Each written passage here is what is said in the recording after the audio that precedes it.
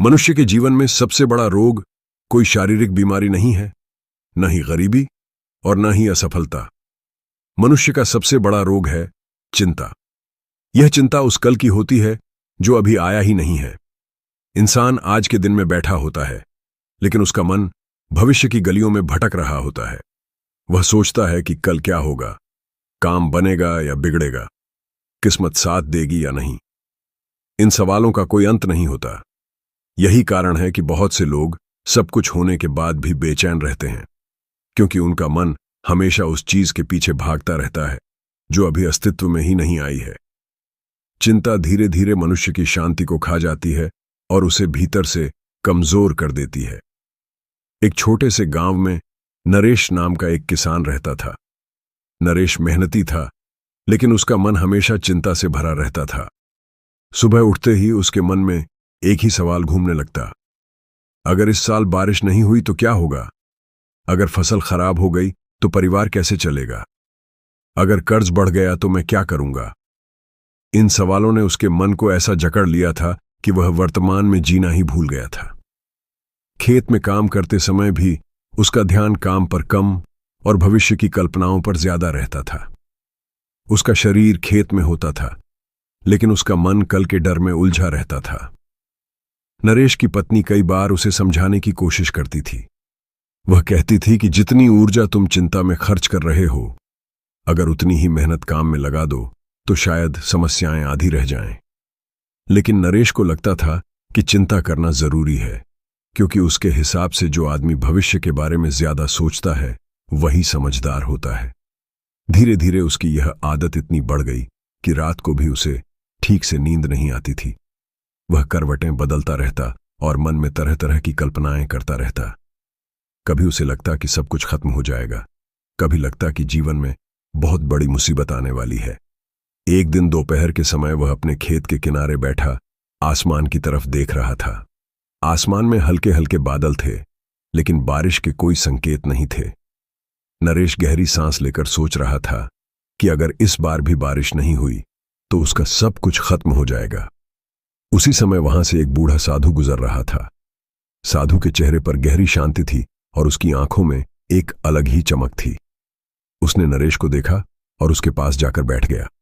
साधु ने धीरे से पूछा कि बेटा, तुम इतने परेशान क्यों दिखाई दे रहे हो? नरेश ने अपनी सारी चिंता साधु को बता दी। उसने कहा कि महाराज, मुझे हमेशा भविष्य की चिंता सताती रहती है। मुझे डर लगता है कि अगर कुछ गलत हो गया तो मैं क्या करूंगा? साधु ने उसकी बात ध्यान से सुनी और हल्की मुस्कान के साथ कहा कि तुम्हारी समस्या यह नहीं है कि भविष्य अनिश्चित है, बल्कि तुम्हारी समस्या यह है कि तुम उस अनिश्चितता से डरते हो। नरेश को साधु की बात समझ में नहीं आई। उसने कहा कि अगर हम भविष्य के बारे में सोचेंगे ही नहीं तो हम अपनी तैयारी कैसे करेंगे? साधु ने जमीन से एक छोटा सा बीज उठाया और नरेश को दिखाते हुए कहा कि बताओ, इसमें क्या छिपा हुआ है? नरेश ने कहा कि इसमें एक बड़ा पेड़ छिपा हुआ है। साधु ने कहा कि बिल्कुल सही, लेकिन यह पेड़ अभी क्यों नहीं दिख रहा? नरेश ने जवाब दिया कि क्योंकि इसे मिट्टी में बोना होगा, पानी देना होगा और समय लगना होगा। साधु ने मुस्कुराते हुए कहा कि यही बात तुम्हें समझनी है। तुम उस पेड़ की चिंता कर रहे हो जो भविष्य में बनेगा, लेकिन आज उस बीज को बोने की बात भूल गए हो। साधु ने आगे कहा कि चिंता करना ऐसा ही है जैसे कोई आदमी नदी के किनारे बैठकर यह सोचता रहे कि कहीं कल नदी सूख न जाए। अगर वह ऐसा ही सोचता रहेगा तो वह आज की प्यास भी नहीं बुझा पाएगा। जीवन का नियम बहुत सरल है। जो तुम्हारे हाथ में है उसे पूरी ईमानदारी से करो, और जो तुम्हारे हाथ में नहीं है उसे जीवन पर छोड़ दो। अगर तुम बारिश की चिंता करते रहोगे तो खेत भी तैयार नहीं कर पाओगे, और अगर बारिश सच में आ गई तो तुम्हारे पास बोया हुआ बीज भी नहीं होगा। नरेश कुछ देर तक चुप बैठा रहा। साधु की बातें उसके मन में धीरे धीरे उतर रही थीं। उसने पहली बार महसूस किया कि वह सच में उस चीज के लिए परेशान हो रहा था जो उसके हाथ में थी ही नहीं। साधु ने फिर कहा कि क्या तुमने कभी पक्षियों को भविष्य की चिंता करते देखा है? वे सुबह उठते हैं, उड़ते हैं, भोजन खोजते हैं और शाम को वापस अपने घोंसले में लौट आते हैं। वे कल की चिंता में आज की उड़ान नहीं छोड़ते, यही कारण है कि प्रकृति के हर जीव में एक सहज शांति होती है। साधु ने नरेश को एक और बात समझाई।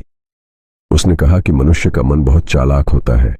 वह हमेशा या तो अतीत में भटकता है या भविष्य में भागता है।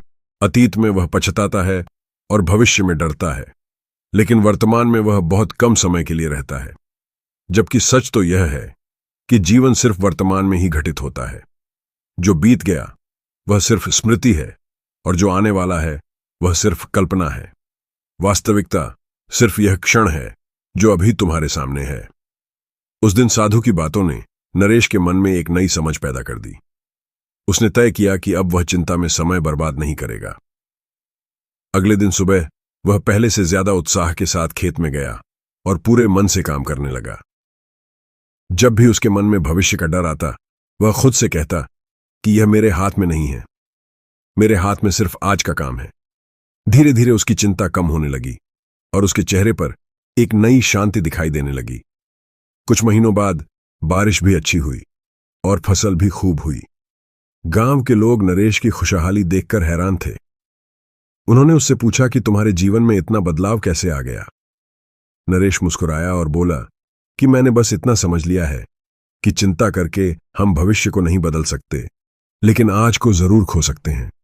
इसलिए बेहतर यही है कि हम अपना ध्यान आज के कर्म पर लगाएं और बाकी जीवन पर छोड़ दें। जीवन का सबसे बड़ा रहस्य यही है कि हमें वही करना चाहिए जो हमारे हाथ में है। भविष्य हमेशा अनिश्चित रहेगा और यही उसकी सुंदरता भी है। अगर हमें पहले से सब कुछ पता चल जाए तो जीवन में कोई रोमांच ही नहीं रहेगा। इसलिए कल की चिंता में आज को खोने से बेहतर है कि हम आज को पूरी सजगता और खुशी के साथ जी लें। जब हम वर्तमान में जीना सीख लेते हैं, तब चिंता अपने आप कम होने लगती है और जीवन धीरे धीरे हल्का और सुंदर लगने लगता है।